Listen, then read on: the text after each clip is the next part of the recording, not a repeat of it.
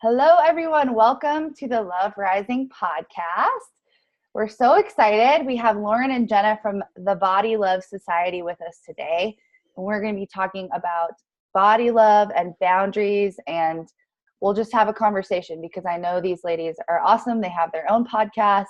They did a great series that I was actually on. And they have, great Instagram, social. We'll get you guys all of that stuff. So really excited for this conversation today. So as a bio for both of them together, we were completely miserable and stuck in the dieting cycle for over 20 years combined. Our thoughts were consumed with food and body worries, and we were constantly trying new plans or programs to find the one that was going to fix us. Hint, a big part of this journey is realizing you don't need to be fixed. You just need to trust your body. Once we healed and became intuitive eaters, we found the freedom we were looking for. We thought the weight loss, the diets, and the perfect body were where happiness was hiding. Holy, were we ever wrong. Turns out happiness is in finding freedom, not in finding the perfect diet plan. Beautiful, amazing, love all of that. So let's just start with whoever wants to go first. Just what's your story? How did you get here? What do you do? That kind of stuff, so we can get to know you. Sure. Lauren, you go ahead. All right, cool. Okay, well, I won't go too far into my story because there's two of us. But basically, I feel like I have a story that a lot of people can relate to. And I just started having, I would say in high school is where I started having a lot of body issues and just feelings of unworthiness, I guess. And it's interesting because I don't know where they came from. I was just a happy high schooler who played soccer and was an athlete and had friends. And all of a sudden, I just thought that I needed to change. And that's when I went on my first, I decided I was going to, I guess you can find control anywhere. And I found it in food. So I started very lightly and just switching the way I ate a little bit. And it started working, and whatever that means. And it kind of fueled my fire. Like I was just like, oh, I'm good at this and I can control this. And I'm sure there's a lot that goes into it, but that's just kind of like the spiral of eating disorder for the next 10 years. And it went all the way through high school. Even though I was playing soccer in high school, I played soccer in college. Like it was just like, I just completely was disrespectful to my body. And I was just obsessed with being thin and anything about food and just being the perfect eater and trying to obtain this perfect body that my body did not want to be, and just constant manipulation and constant thoughts around food and exercise. And it was extremely just like overwhelming and overtaking my life, but it was like the only way that I knew how to live, and I wasn't going to give it up. And I didn't even think I had a problem. I didn't talk about it, didn't share with anybody. It was just like what I did. And that lasted all the way through college. And then once I graduated, I kind of went through the transition of, okay, no more college athlete, no more student. And I ended up breaking up with somebody that I had been with for 8 years. So I transitioned into like, oh, wow, this is a completely new world for me because all my identities are now gone. And and then I went through that of like, okay, now I'm in the real world and I'm just completely lost. And I kind of took the turn of like going to the real world of this is scary and dark and I feel depressed and anxious. And then I had to get through that whole thing. And that was great that it happened now that I'm looking back, because that's where I really started diving into self-love. And because I didn't know what that meant, like all the way up until I would say 23 years old, when self-love was a very weird concept to me and I didn't understand the word. Like, oh, I can love other people. I'm really good at that. I'm really kind and I love being loving to everybody else, but what does self-love mean? And then that's when it kind of clicked, like this is like your path. You got to learn self-love. So I went on that journey, and that's without even trying to shift food and body. Of course, I became a health coach and got obsessed with nutrition. Of course, that's what you would do when you're in my background. And I wasn't even trying to heal food and body, but I was really trying to heal my heart. And once I was going through that journey, I started seeing like, wow, my relationship with food and body is starting to shift, and I'm starting to see it differently. And that's when I was like, this is good. I like this. Like, I want to do this forever. I don't want to be in the diet world or the disordered eating. And that's when I found intuitive eating and body love. And I really transitioned my business from health coaching to body love coaching and intuitive eating. And, of course, there's a lot in there, but that's how the transition happened. And then luckily one day, Jenna found me in some way. There's some funny way we found each other.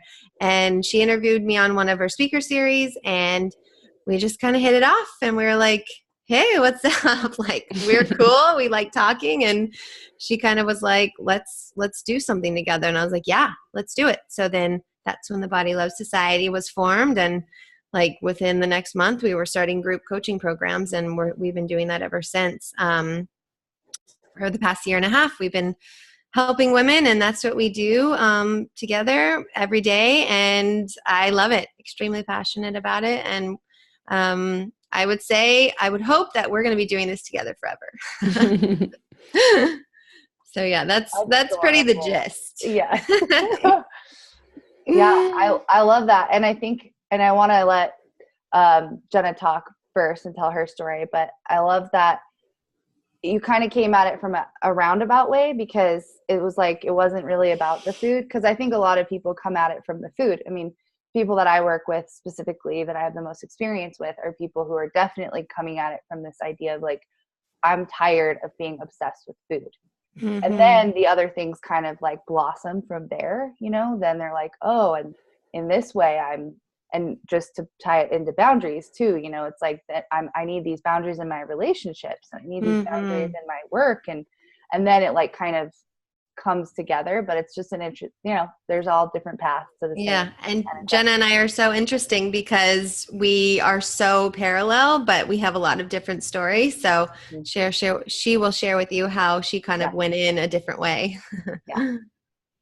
Yeah, absolutely. So for me, we are very parallel. So it did start in high school for me as well. For, again, no real reason. Just I was like the chubby friend. And I was like, oh, I'm just going to not be that anymore. So I started exercising a little bit and kind of thinking about what I was eating. And honestly, if that's where it stopped, that would have been just great. I would have been moving a bit more and eating a few more vegetables, and that would have been lovely. But of course, for most people, it doesn't end there. It spirals to become more and more obsessive. And then I did lose a lot of weight and got into modeling, and I modeled overseas for a couple years, which of course, if you want poor body image, become a model. It's great. Never, ever, ever thin enough. And so I did that for a while. And then when I came back from my second modeling trip, so this was after just 10 years of absolutely being obsessed with waking up thinking about what I'm going to eat, going to bed feeling bad for what I ate, binging every single weekend forever. Then I came back from my second modeling trip. I just didn't meet fun people. It was just not a good atmosphere. And I came home and I was like, I don't know what I want to do to my parents. So I had always wanted to be a teacher. So I was like, okay, I'll go back and get my second university degree that I'm already not using and become a teacher. So I went and did that. And that was kind of the first step into a part of my life where something didn't have to do with the way I looked. So before that, I did promotions, I did modeling, I did all this stuff that was about being a pretty girl. And so this was the first time I was like teaching kids. They don't care what you look like. I don't need to wear makeup. I have a bun on my head with no makeup, and they're just laughing and think you're funny and cool. And it's such a great experience. So that was kind of the first step into like, oh, I have more to offer than just looking a certain way.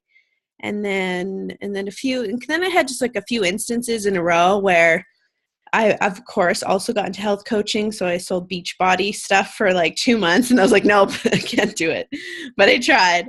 And I was going downstairs to my basement, doing my shoes up. And I was just like, I do not want to do this stupid workout. Like, this is the last thing I want to be doing right now. Like, why do I have to do this? And I felt like such like a defiant teenager. And I realized like, I don't have to do this. Like, all of these rules are all placed on me by me. No one's telling me I have to eat a certain way. No one's telling me I have to work out a certain way. But I never really got that till that moment for some reason. I always had felt like a student in school, I guess. Like, oh, I have to follow the rules. But there are no rules. I just made them up for myself. So that was really interesting, being like, I really don't have to.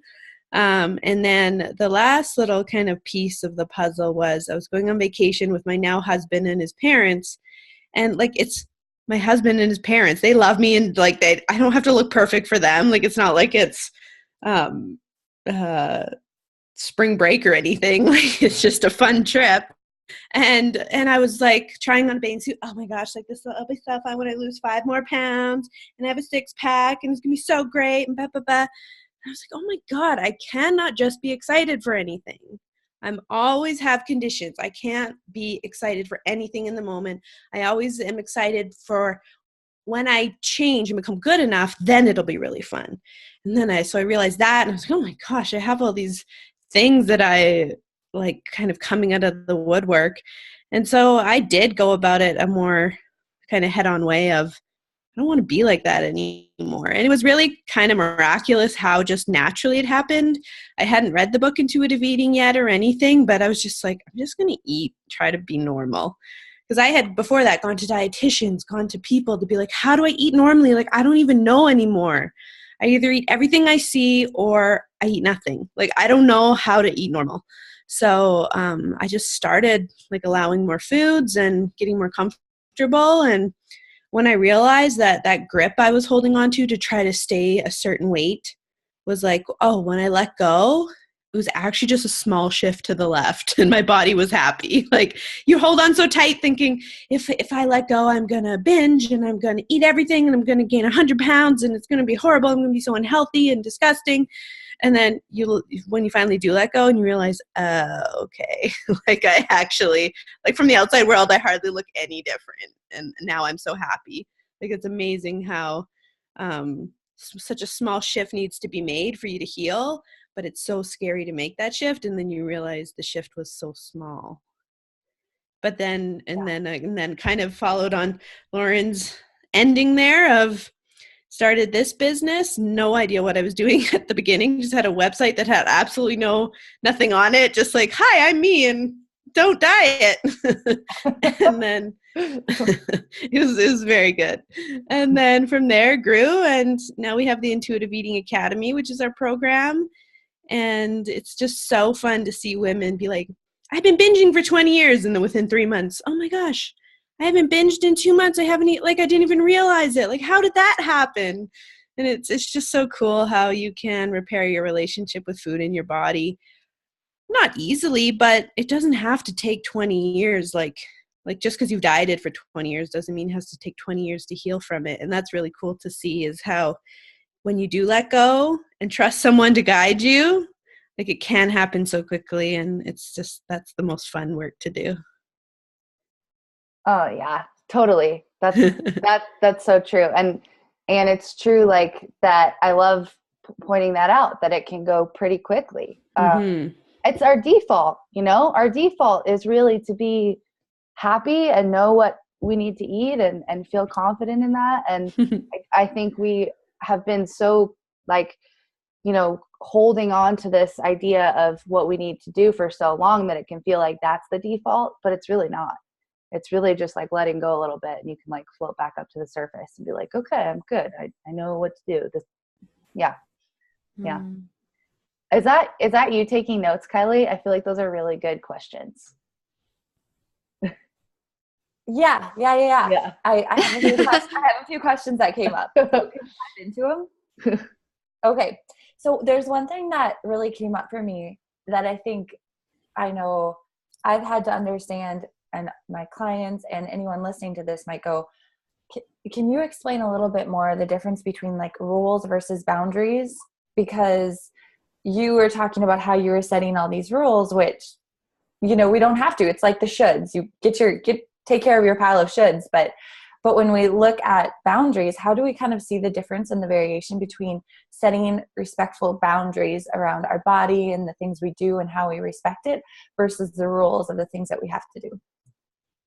Yeah.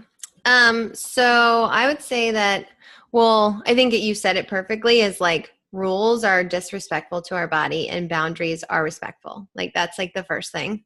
And any type of rule that's it's a rule that you don't want to do, you feel forced, it's not aligned with yourself, and it's just like, yeah, it's just completely unaligned, and you're doing it for outside reasons, maybe very external. You're doing it for validation. You're doing it for all the things people diet. And a lot of it is very external. I've never really found a woman who has said, I have dieted my whole life and tortured myself because I really, truly feel like it's my truth. Like this, it feels good to me. So I would say boundaries are so extremely important, because you have to set a lot of boundaries actually, because once you do decide to step out of the dieting world, it's like you're still going to live in a dieter's world. So you have to really get really strong in your truth of, I want to change, and I don't want to do it I want to change not my body. I want to change my mindset, my perception. I want to rewrite my story and not be in the dieter's world. And that's a really strong boundary that you have to set with yourself, and then with the world, and then on a lower scale, it's like with the people around you, family, friends who may be talking about it all day long when you're trying to get out of it. So that's a lot of work that Jenna and I do with women, is how do you live in a world that's always going to be diet culture and still stay strong in what you believe in? So that's a boundary. But then also I would say a huge boundary is self-worth and self-love, and putting yourself first, even if you've never done that before, because it's another thing we found with pretty much most women that we work with, is they don't really have that. They've never really done anything for themselves. So when they do decide to like get out of this world of dieting and then get into intuitive eating and body love and self-love, like that's their first step of setting a boundary with themselves, because they're saying yes to themselves and they've never really done that. I would say it's a lot easier for them to go do something outside. Like, no, I need to invest in my kids or my family or my bills or whatever. And it's a really strong boundary when they're like, no, I've been suffering and miserable for my whole life. Or, it's pretty much from 10 to 50 years we've seen people dieting. So for them to really set that strong boundary of like, I'm going to make a change because I'm worth it, I think that's huge. So those are two things that kind of came up for me when I heard the question. Yeah. I just love that so much. And I think that that is something that maybe people don't realize, is that you are constantly going to be bombarded with all these outside opinions and influences about triggers. Yeah. So that's such a good point. I'm so glad you brought that up. Oh yeah. Triggers for sure. Yeah. And Every corner. Yeah. I mean, when I was just hearing you talk about that and think about this, that word came up a lot, because that's something in my own personal journey, like that forced me in a way to set boundaries. Like it was like, if I'm going to really create an environment where I'm not constantly triggered, or where I at least can get some respite from the triggers that I can control, then I really need to get really clear on like, this is allowed, this isn't allowed, this is where I end, this is where you begin, this is what you can say to me, this is what you can't say to me. Like those types of things were so important for me to really solidify, like, this is who I am. And we've done a few boundaries episodes already. So I've been thinking about this a lot. And like, that's really kind of like where the boundaries thing is coming to me around, is like this, it's like solidifying like who I am, like, and then what happens from that, like what comes from that when I know exactly who I am and exactly what I can tolerate and what I can't tolerate and all of that stuff. Yeah, and people may be scared to set these boundaries because they may think, oh, it's mean, or I have to cut people out, or whatever comes from that. But that's what a boundary is. Like you're setting a boundary that works for you and what you feel comfortable with. And it doesn't really matter what anybody else does. Like if they want to respect that, then great. You're not telling them what to do. They get to choose what they want to do.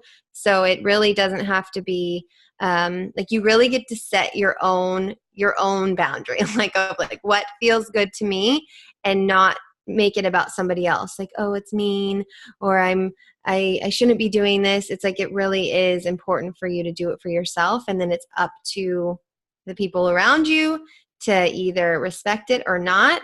And it's okay. It's okay what happens because you set what you feel comfortable with, and you can go with that. So I think this is definitely something I've worked on for a long time is boundaries, because they're so hard to set. But once you kind of get the hang of it, you realize why it's so important to do this. And you really get to protect yourself. That's huge. Get to like trust yourself. Mm-hmm. You know? Yeah. I was thinking we should maybe define a couple more things, and I would like to hear from both of you. But like normal eating, that was thrown out there. And then also body love. Like also, because I think, Lauren, you said that I didn't know what self-love was. Like and I felt that way too. It was like such a foreign concept to me at the time when I was exploring it. So those two things. Yeah, absolutely. So normal eating, Ellen Satter actually has a great definition with 10 points of exactly what it is, but kind of the gist is just like eating when you're hungry, stop when you're satisfied. Sometimes you're going to overeat, sometimes you're not going to get enough food, and it's all okay. And just to be, I think really just as long as you can ebb and flow with food and have it not rule your social life or rule what you're doing, it's not dictating anything. It's just in the background and you just eat when you need to eat. That's normal eating. So if you have a lot of rules set and you're like, oh, I can't eat after 7, or I can't have carbs at this time, or I can't do this, or I can't do that, or you're missing social events because of your food, like that's not normal eating. That is disordered eating. But it looks normal because everyone around you is probably doing it too. So that's the tough part is disordered eating looks normal, and normal eating almost looks gluttonous. Like you're hungry and you're going to eat? It's 10 a.m. Like, how could you possibly do such a thing? It's like, well, I'm freaking hungry.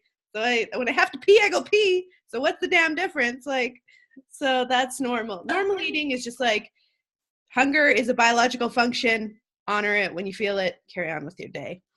And then the body love, I think that's a good one to talk about because especially in the more advocate side of things, like we're just coaches. We believe in the advocacy for like fat acceptance, body acceptance, and all of that stuff. But that's just not the work we do. We're here to just teach individual women how to become intuitive eaters.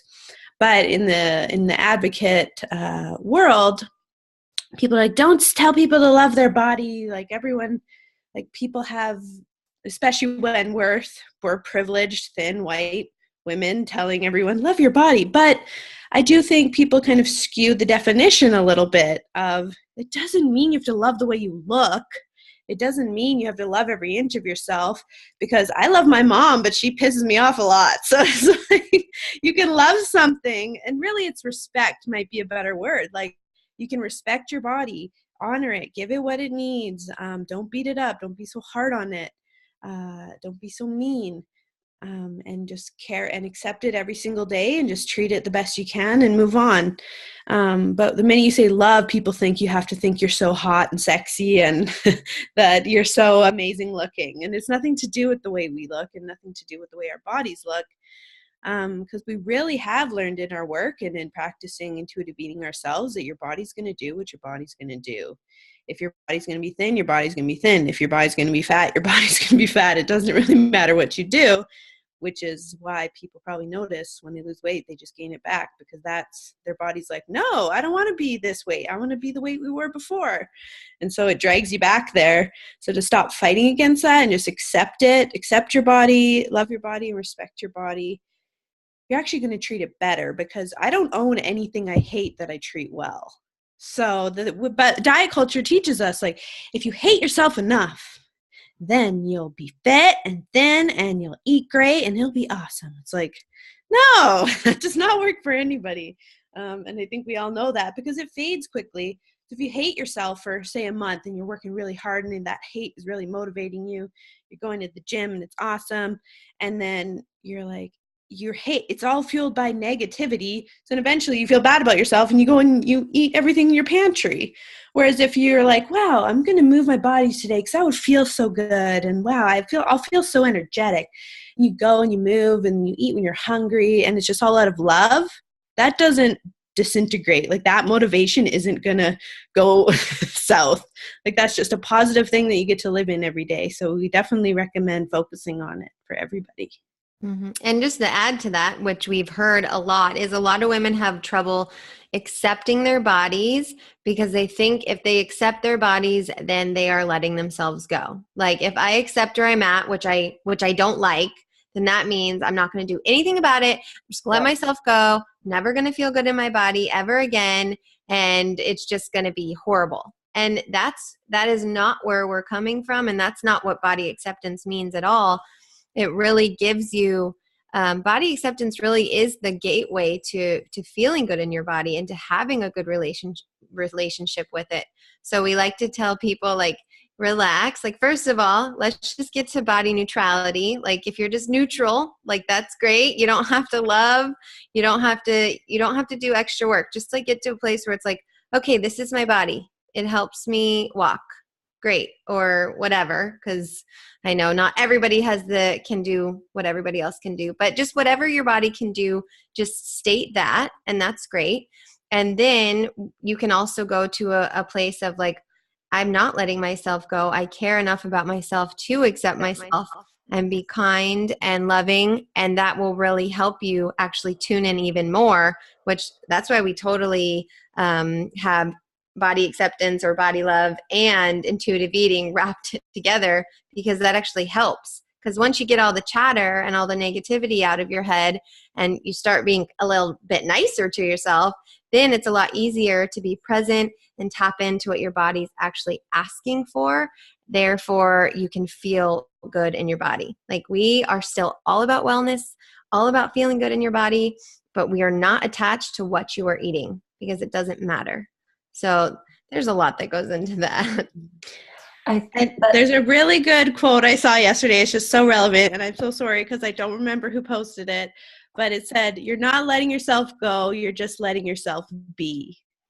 And I was like, oh my God, that's so good. Like, just let yourself freaking be and live your life. You don't have to be fighting to your death to fix yourself. So it's not letting yourself go, because where are you going to go? Like I said, when I just let go, it was like, boop, one tiny shift. You're letting yourself go. You're just letting yourself be. Just be you and be happy. And I just thought that was so cool. I love that. Marianne Williamson speaks really beautifully about this in A Return to Love, where she talks about how one of her friends just went from, she was trying to lose some weight, constantly dieting, and all of a sudden, over a course of months, Marianne Williamson noticed that she just looked happy and fine and healthy.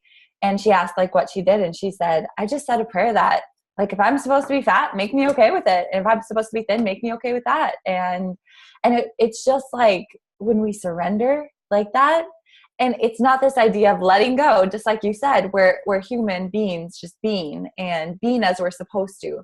And Shauna Nyquist also wrote in Present Over Perfect. She was talking about exactly the idea that you were just getting in a really good space of understanding, this is what my body looks like. Like, this is what my body has looked like for the last 10 years. It's hardly changed. Why am I trying to change it? Like, this is what it's supposed to be like. And just like being really okay and loving it so much. Go ahead. Oh yeah. No, I had this quote I looked up that I just love from Megan Watterson. And it says, before you can hear, much less follow the voice of your soul, you have to win back your body. And that really resonates with me because I'm very like spiritual. And so it's like, before I could even listen to that internal guidance, like, I had to win my body back. I had to be able to embody myself in the present moment, right? And that's kind of what you're saying around like, how can we even know what we need until we stop the negative chatter? Like we can't hear the voice, you know, when we're not letting it. And that's also the thing that I hear the most is like, well, if I then I'll just let myself go.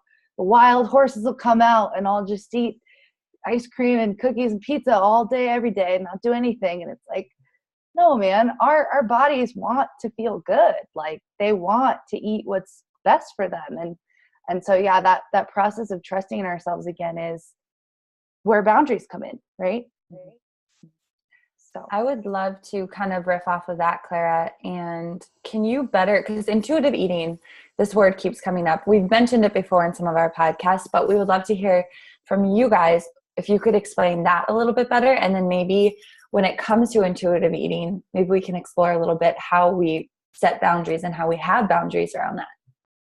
Yeah, absolutely. So intuitive eating, really, if you just explain it in a quick synopsis, is like we were all intuitive eaters when we were born. So when you were a baby, you cried when you were hungry, you stopped when you were full, you didn't think about it when you weren't hungry, you didn't worry about what your body looked like, you just existed and ate and carried on after you ate. That is and you were that way until someone taught you otherwise. So I taught daycare for a while, and it was amazing. These 4-year-olds would have like all these veggies and their meal, and then they'd have some fruit and they'd have one bite of a cookie and go play. And it's like, what did they leave on their plate? Oh, okay, there's some meat and a cookie. And it's like, they're just tuning in, eating what they want and going and playing and not even thinking about it for a second longer. And that is what intuitive eating is. And we were all there once. So like you were saying, Clara, you can get back. It's our default. So you can get back to that because it is natural for us. So really what it is just allowing all food, getting rid of all the rules, being like, okay, what do I feel when you wake up? What do I feel like having for breakfast? Oh, that sounds good. Okay. And it's not how many carbs are in it, how many calories are in it, what did I have last night? Making it all relative. It's food is just food. And that is truly a pillar of it, is food just becomes food. And what's cool is people who are dieting, I know for me, like, how could that possibly be? How could cake just be the same as a salad? Like, there's just no way. They're so different. They're good and bad. Like, how can you even say that? I'll go crazy if I say I can eat cake whenever I want. It's like, you'd be amazed how quickly you get over cake when you actually allow cake. Like we had a client who was almost like an overnight freaky transformation. She's like, okay, so I'm trying to allow chocolate, and I'm buying it and I eat the whole, like it's a huge like king size bar and I eat it all in one day. I can't not do it. We're like, okay, walk us through what you're doing with the chocolate. She's like, okay, I buy it. Then I get home and put it in my bedside table and hide it. I was like, girl, no, that is not intuitive eating. You are like, you have shame around it. You have rules around it. You have secrecy around it. You won't show it in front of your family. Like, no. So what we got her to do was put it in the pantry with the rest of the freaking food. It's just like the rice. It's just food. And eat it in front of your family. Take a big chunk. Don't just try to nibble it, add it out every 10 minutes throughout the day until it's gone. Take a chunk of it. Go sit down in front of your kids, with your husband, and just eat it like nothing. And then she's like, oh, and then I hide the wrapper after I'm done. So like, and drop that wrapper right on the top of the garbage can. Don't you dare hide it. And within 2 days, she's like, oh my God, I don't even want the chocolate anymore. It's like, I know, but she didn't quite get that you have to like let it all out in the open. You have to treat every food the same, and then they become just food. And so that's what's really cool, is that people are afraid to do it, but then once you do it, you go, oh, I see. And so that's intuitive eating, where you're taking all the meaning out of all these foods, so they just become food, and then you can eat that chocolate when you do want it, but you're not ruled by it. You're not thinking about it all day until it's gone. I know for me, I couldn't have like a box of like stale crackers in my house because it's a carb, and I would eat it all like in one sitting. Like it was like meat, fruit, and vegetables. That's all I could have in my house when I was dieting, or I would eat it all and or think about it all day long. And now I joke, I could live in a grocery store and it would not affect the way I eat, because food is just food. And it's in my mind, it's plentiful. I have a abundant mindset around food. It's not going anywhere. And that's where you get to when you're an intuitive eater, is just like, you're not going to the party, sitting there eyeing the buffet table the whole time, not listening to people. You're just there. And then when you're hungry, you go to that table, pick a few things out, eat it, and keep visiting with your friends. And that's why it's so freeing. And just to say, there's no wagon in intuitive eating. You can't fall off the wagon. You can't get back on the wagon. There's no wagon. So that's awesome. Like you could just get rid of that. And you really can't fail in intuitive eating. There's no failing, even if people are like, but I overate and I don't feel good in my body. And we're like, that's okay. Like, that's like evidence. It's like you think about what happened then. It's like you can talk about like, okay, well, what did happen and how do I feel good? And maybe that didn't make me feel good. And like, you can really ask yourself questions and you can really get curious instead of judge yourself. So that's where a big, I think, one of the biggest things that's why intuitive eating is so amazing, because you really don't have to have the judgment anymore. And of course, it takes some time for the judgment to release and for people to become intuitive eaters. But once they do, once you take shame out of anything, I think that's when true healing can begin. And I think that's where a lot of the root lies, is shame. And that's how it also can become like, that's how you can become free, because you are letting go of all this shame and judgment that you have about everything. Because we have learned that humans put added meaning on every single thing in their entire life. So once you can shift that perception and not have that added meaning and just see it for what it is, that's when things can actually make a shift. So it's very like, see how it's very mental and physical. We're talking a lot about intuitive eating, but then it's like the mindset is so important. And that's why we do say it truly is, to us, it's 90% mental and 10% physical to really truly become an intuitive eater. So yeah.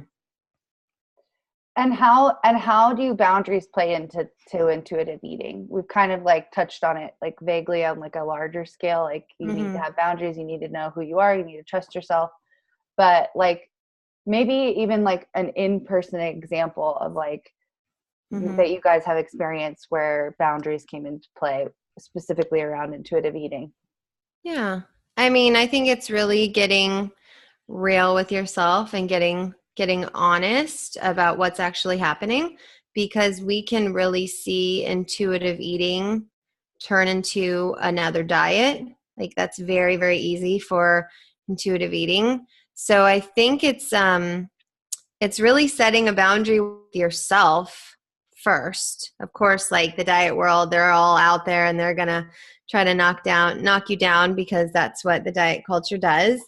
And I think it really is standing strong, like we've talked about, in like what you truly believe in and what feels good to your body. So I'm trying to think of a specific example that we've had from somebody where they were like, well, actually, I guess I don't know if this is going to be a boundary, but it just happened last night because we were on one of our calls. And it was just, it was so cool because I think she was setting a boundary with herself of like, I see what I'm doing and I know I'm going down the wrong road and I'm going to actually do something about it and I'm going to take the shame and the judgment out of it. So one of our clients told her husband she was going to go somewhere, I don't know, the bank. And she really was going to go get this food that she wanted. And so on her way, and she's been working with us and she's been doing great and amazing. But of course, like there's times when you're going to like have these feelings come up. And she was off and going to get this food. And as she was doing it, she's like, this just doesn't, like, I know what I'm doing right now. I'm being secret. I'm going to eat it in secret. I feel shame. And she was like, I'm calling my husband. I'm telling him what I'm doing. And she called him up and was like, I have to tell you something.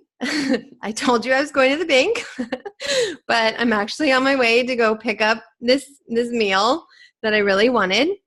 And I just want to let you know that this is where I'm going. And I'm actually going to bring it home and I'm going to eat it in front of you. And it was just like, I loved when she was saying that because it really was like, I think she set a boundary with herself of like, I'm going to release this shame and secrecy and judgment because it is what feels good to me. It wasn't like oh, I feel so guilty, I better tell my husband. It was like very transformational thing that she did. And she said, she's like, I was going to eat this freaking meal until it became normal to me, because this meal was like her godlike food. Like it was like, she was so guilty when she ate it. And she's like, I had to go back 6 days in a row before it became normal. And it was just like, wow, like what a transformation. And I think it all comes back to, and I don't think it was in the forefront, like we weren't talking about boundaries last night. But I think that's in a certain way, that really was a strong boundary for herself of like, I want to feel good in my body. And I also want to feel good, like mentally. And I want to release all this shame that's being stuck inside of me as I'm on my way to go get this food. And now she can, and actually she even said, yeah, and you know what? After like the 6th day of eating it, I actually don't even know if I like it. So it's just interesting to see like, yeah, once you take the shame out of things and the secrecy, you actually become present and you actually have taste buds, and you can even like taste the food better and see if you even like it. And, you know, she might eat it again, but now she's just like, like no biggie. And I think that was huge. And I loved when she shared that with us last night. And talk about vulnerability. Yeah, I think that's so good. I mean, that's definitely like, I think she just decided like my boundary is that there's no shame when it comes to food. And that's so powerful. Like if everybody could just decide that, you know, that would be amazing. Oh my gosh. I think that would change the world. And to take boundaries a bit more, like Lauren is the deep woo-woo one, and I'm the like surface, like get your shit done, like more serious one. So like more practical one. So it's a great balance. Yeah. Get your shit together. And Lauren goes, it's okay. It's okay. You're doing good. I'm like, how does your heart feel? So you get a good balance with us. But to take boundaries a bit more practically is like, I personally have been practicing like just asking for what I want, even if it seems unreasonable, all the time. Do you know how much money I've saved this year from just like asking for refunds?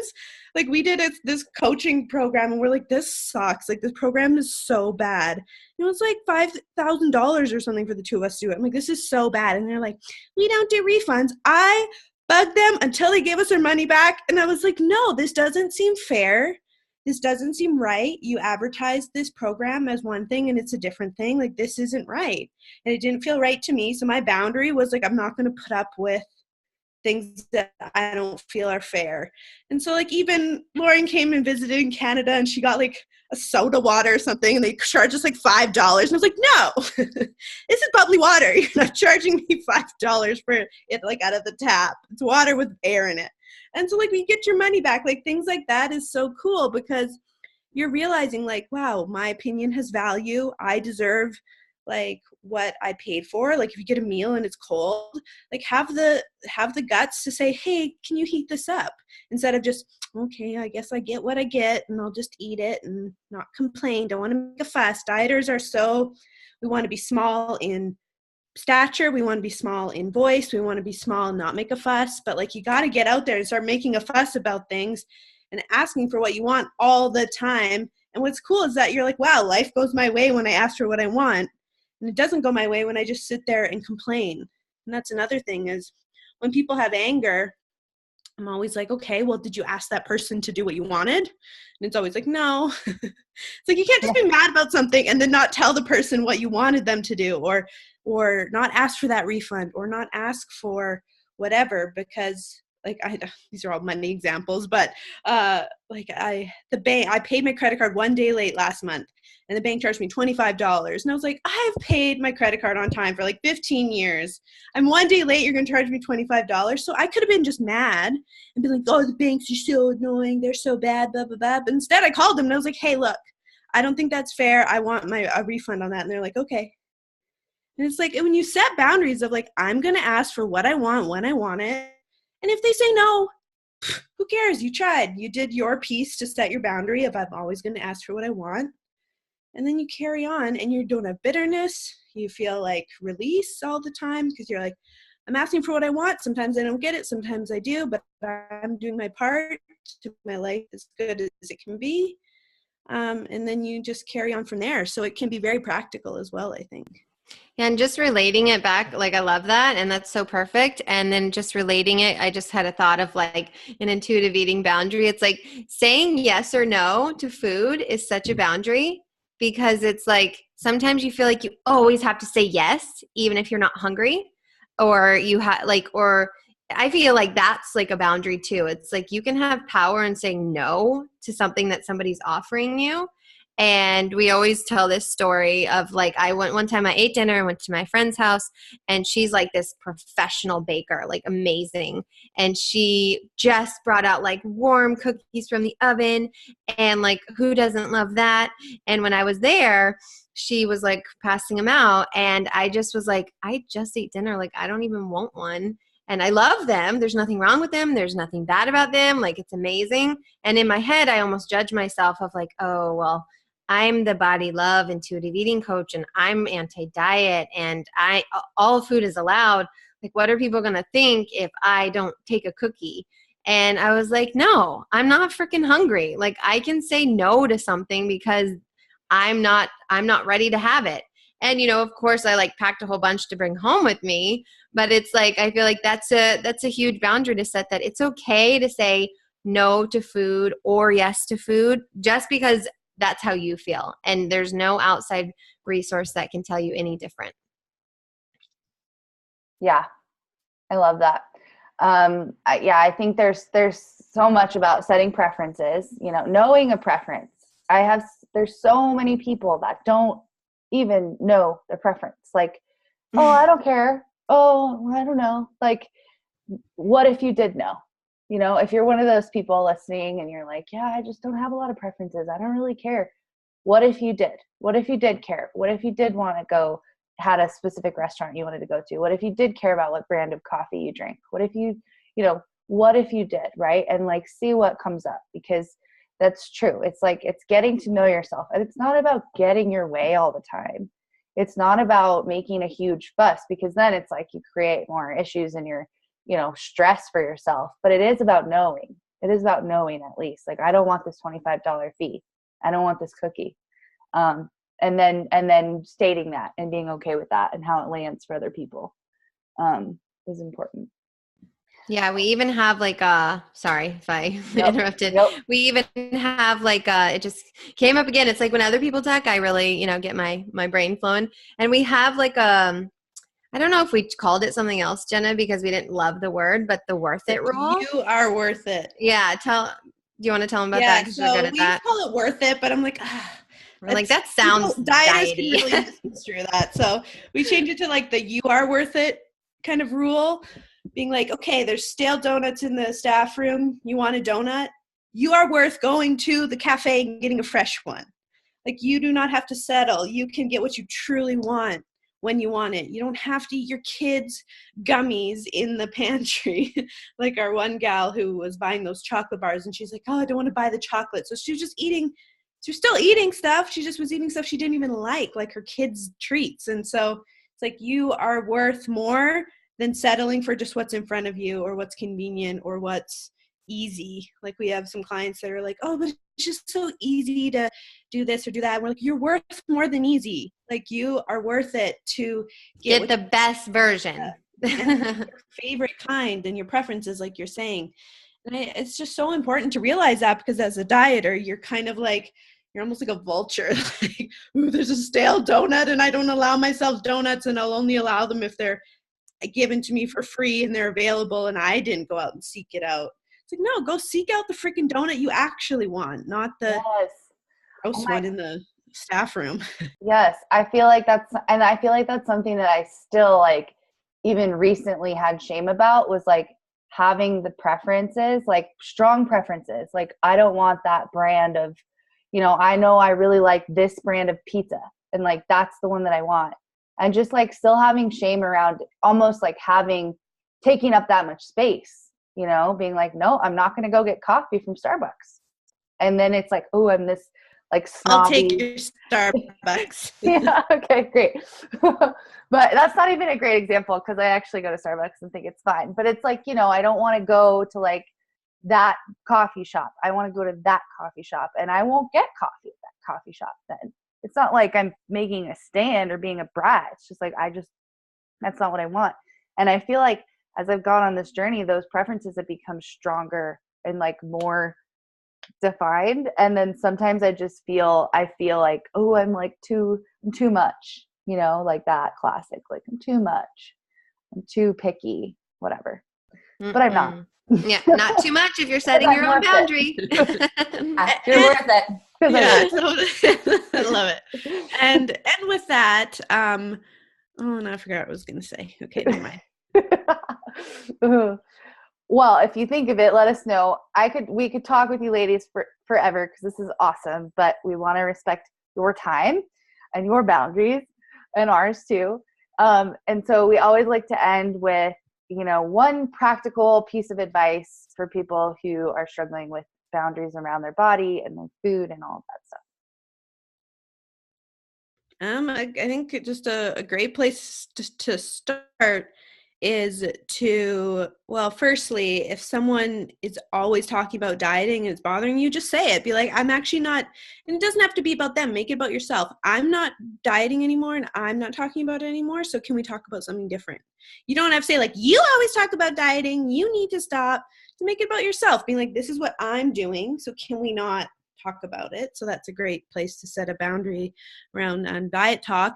And then another great place to start is we do have our online intuitive eating group that is honestly so cool because it has almost over 4,000 women. It is the most respectful, loving, supportive group. I don't know how we managed to not need to like really delegate too much in there, but that is a beautiful place to go to ask questions and about intuitive eating and body acceptance and body love and how other people do stuff, so that you do have a supportive community, because we talk to a lot of people and they're like, I don't really have anyone in real life that gets this. So that's a great place to start as well. Yeah, and I would say a social media boundary is so big in the beginning of, especially if it's like a first start. It's like Jenna and I coach our women to like go through your social media. You unfollow every single person that makes you feel like you need to change or you're not good enough. So anything diety, and it's different for everybody, but anything that stings a little or makes you feel a certain way, just unfollow, block, even if it's like on your Facebook, it's friends that you know, like you can still unfollow without like getting rid of them as a friend. Cause I get that's the whole thing that people worry about too, but really like cleanse the social media of the diet culture and people taking pictures of their bodies and their meals. It's like, we don't need any of that. And then we like to say, and like rebuild it with a ton of things that make you feel good. Because, we are on social media, and some of you, if you just want to stay away from it, that's cool. But a lot of us don't, I feel. And to fill your feeds and with anything body positive or just a really awesome message or inspirational, or just makes you feel like you can have the body that you have and it's completely fine and you don't need to change anything, is how we really like to go about with like a lot of the starting. Like, what does your social media look like? And let's get that shifted, because at least that's not going to be in your brain every single day. So that's one small, like tangible thing that you can do immediately. Yeah.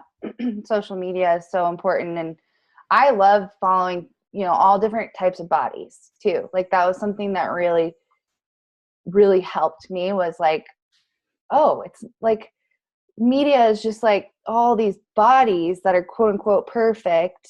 And that's not what the majority of people look like. And let's remind ourselves of that with our consumption of media. There's tons of awesome people out there posting pictures of their bodies that are, that look different, and they're diverse and they're amazing. And so I love that.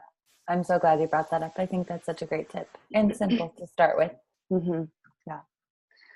Okay. Awesome. Well, thank you ladies so much.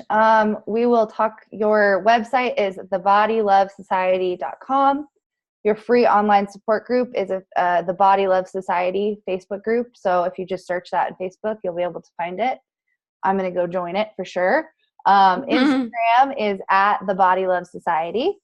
And then your podcast is How to Love Your Body. And is that like you can just search it on iTunes? Yeah. Yeah. Absolutely. Yeah. Stitcher, I think Google Play as well. Great. Yeah. Amazing. Yes. So go follow them, go support them, do all the things. And thank you so much for coming on. Thank you for having us.